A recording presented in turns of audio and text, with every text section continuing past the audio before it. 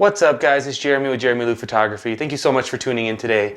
Guys, today's video is a little quick tip for all my wedding peeps out there, photography peeps and everything, on how to actually send out referrals. I'm going to talk about it right now.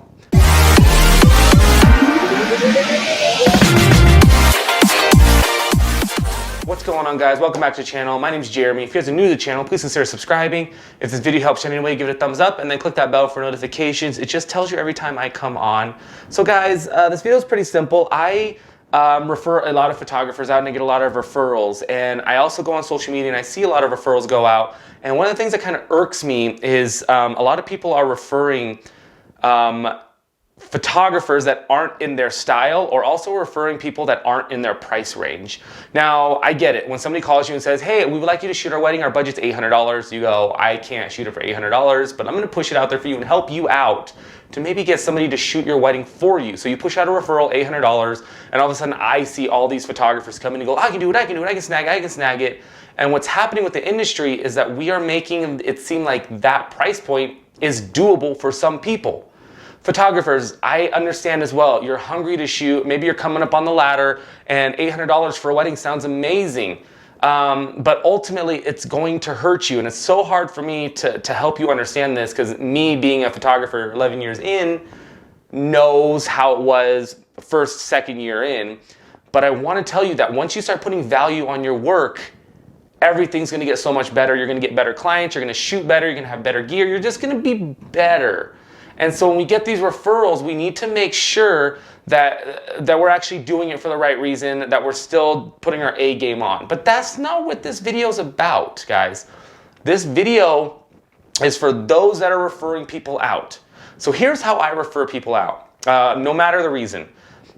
I find photographers who shoot in my style, who shoot similar to what I do, maybe use some strobes, maybe use some natural light, maybe get a little epic-y, a little fearlessly. And I also refer photographers within my price range. So what happens is when somebody emails me, and let's say that I'm booked, I have an email that goes out to the client saying, hey, I'm so sorry, I'm booked, congratulations, I'm bummed that I can't shoot your wedding, but please look at these 1, 2, 3, 4, 5 photographers with their emails and websites, and I would be honored if you tell them that I sent you to them, and then thank you so much, have a good day, bye-bye. What happens is this client will now click on these other photographers that are within your price range and style, so that they're not competing anymore for the price point, they're competing for work. And obviously if somebody contacted you, they like you, so you refer them out that way. What I've been seeing is people are just referring anybody and everybody out. Who wants to shoot this wedding? Who's available on this date? Who wants to do this? And that's not what we need to be referring out. We need to be referring quality people. Even though it doesn't really count, sometimes when you refer somebody and they don't do a good job, it reflects on you. So maybe that client who really wanted you would normally refer you anyways, maybe had to book somebody else because they would stop referring you in the future because you referred a crappy person, and then they never shot you, so they're just going on you never shot them, so they just go on a different route. Hopefully that makes sense. When we're referring people, make sure that we are giving quality still that's happening. And the reason I also like referring same price people is that sometimes when somebody contacts me, they go, Jeramie, we'd love to shoot our wedding, but I'm so sorry, your price point is out of our area, or we don't want to pay that price, or we don't understand why you charge that price, or whatever. We get it all the time. I always say, you know what, I totally understand. Thank you so much for the email. I'm sorry that my price point doesn't match your price point, but here are some photographers that I would love for you to check out, just in case they may work out better than me. And guess what? These 5 photographers I'm referring out are all within the same price point as me. And what this does, it's not a little trick or a little scam. It shows the clients that, hey, maybe this is the right price for things. I always go back to the Apple iPhone, right? I mean, the iPhone, the invisible iPhone right here. It's expensive. Everybody buys it, but people are always looking for a better deal somewhere else until they realize that that's the price for it.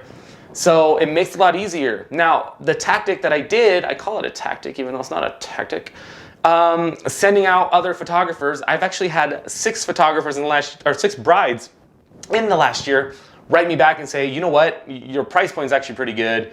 blah, blah, this happening, so we're going to go for it. So I've actually booked them because of other photographers similar price range. And then we're actually working on skill and style and what we do for our portfolios rather than just a price point, because I don't want to be just a price point. You don't want to be just a price point. You want to be booked because of you. Let me know what you guys think below. I know it was a little rambly, but that's what I do on the channel. Updating the Mac in the back right here, so have a little extra time. Hope you guys are having a good day. I will talk to you later. Bye.